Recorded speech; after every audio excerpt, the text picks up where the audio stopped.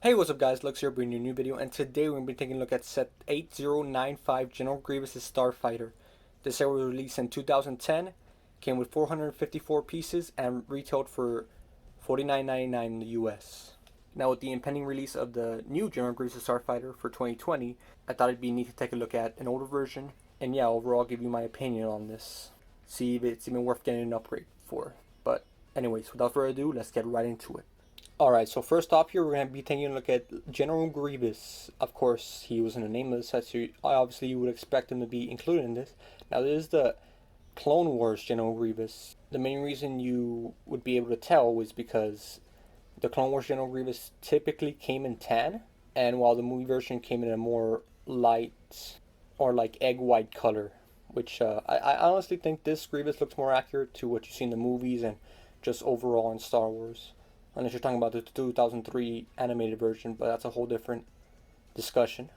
But this General Grievous comes with 4 lightsabers actually, but it also comes with a blaster, but I think it's more fitting to give him the blaster considering this General Grievous right here, and this whole set pretty much was based on General Grievous' lair, Star Wars The Clone Wars episode that was pretty early on in Season 1, and this blaster definitely played a big part in that episode. But yeah, this General Grievous looks great. Pretty much the same model they've been using since they designed this finished one, besides, the color change. And yeah, very happy to get this figure. My first one, actually. So this is General Grievous. Next up here is another significant figure or character to the episode. This character is called Nadar Veb. This is the Padawan, or should I say Knight, Jedi Knight. As you can see, he uses the custom molded head that they give all of his species. This is the same mold that they use for Admiral Akbar. Obviously the same species, so it works here. And I think it's a really good, first of all, mold and very fitting inclusion. You can see he has the typical Jedi robes with the light tan and dark tan features, as well as the lightsaber that I didn't point out is also the older version, so you can see the bubbles are still in there, which I typically like, but obviously it's inaccurate in most cases, so glad they fixed that later on. But yeah, this was Nadar Veb. Now last up here we have EV-A4-D. That's the official name. Don't reel at me, okay? I didn't want to name him this, but this is the medical droid that worked on General Grievous when he was pretty much destroyed in the Jedi in the first part of the episode.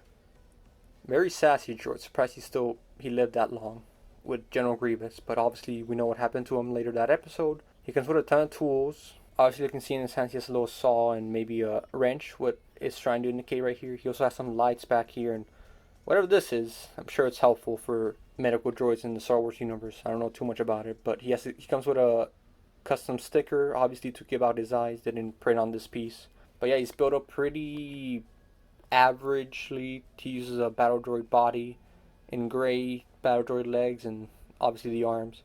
But he's very flimsy, as most battle droids are, especially with all that gear on his back. So you gotta watch out. Unless he's attached to a stud, he's gonna be falling all over the place like that. Also, take a look at his back. He has a little. The attachment is all right. I mean, it works. It's not too sturdy, so I don't want to move it too much. You see more battle droid arms being used there, as well as all those clips in the back. But yeah, this was EV-A4-D. Pretty nice inclusion, especially since he also played a very big part again in the episode. And those were all the figures. All right, now let's take a look at builds. All right, before we take a look at the obvious and bigger build of this set, we're going to take a look at the side build. Now, this side build is a representation of what we saw in the episode. This chair was obviously where General Grievous was worked on. It's like a medical chair just for the droid, or should I say EV-4-A-D, where he worked on General Grievous. But obviously, seeing that it has a few studs there for his figure to sit on, it's going to be pretty hard to make him sit there, especially when he doesn't fully connect. But if you try hard enough, there you go. Just make sure you don't move it too much, or else he's gonna slip right off that chair. But yeah, this is where the medical droid worked on him, and obviously, like I said, it's not too efficient for General Grievous. But you can put other figures there, and it'll work just fine. It's a very good chair, honestly. It's a very good chair build, better than any chair I have here in my own home. But anyways, moving on to this side, we have a weapons rack. Obviously, when Grievous is in the Starfighter, he can't be holding his lightsabers or all his weapons on him in the cockpit because he won't fit there, as we'll see a little bit later.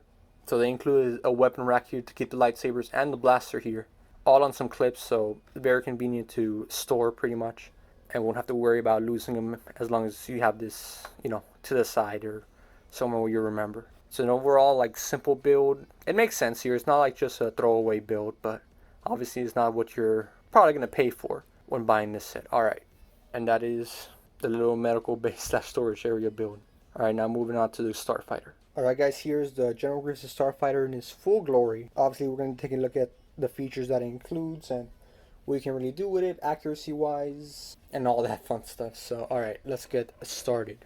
Taking a look at it from the front, obviously you can see how the shaping is. It's pretty nice. It works. So, good job on the designs for that. Here we have a few missiles. This was pre-stud shooter age, so you don't have to worry about those being included in every like set that Lego ever made. So here we have some build missiles. They're on a little hinge, that way they can move up and down to your pleasing. If you look a little closer, you can see a tan and brown color pattern right there. That's a pretty consistent color scheme that we see throughout the set, besides obviously the gray. If you look underneath the ship, just for a quick second, you can see a missile down here as well. You can't really move this. They don't flick, fire, or anything. These are just for show, which obviously for displaying purposes, it works. It looks probably better than stud shooters, at least in my eyes or my opinion. There's another neat little feature to have there. Not really too much you can do with them, except these you can move up and down. Moving on to the wings, obviously you can see that there's also a sticker pattern here. Some arrows pointing in the opposite direction. That's the same in both sides. Obviously you can see the wings they're built fairly well. You can see a little bit more detail using these smaller air horn pieces.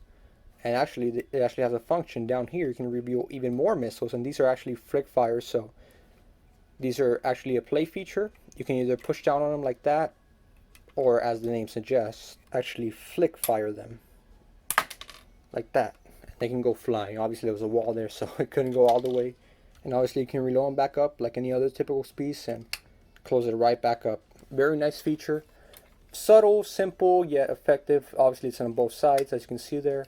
A few more things to point out is obviously in the back you can see these blue thrusters on the ship, all on the wings and on the very back behind the cockpit. You also have this landing piece that obviously when you're flying you can obviously have it pointing outwards, and where you actually want to land it you could just put it down and stay in place very nicely there. Something to point out is that these a few of these pieces were actually completely black, so I switched them out because it actually didn't come with the set I ordered.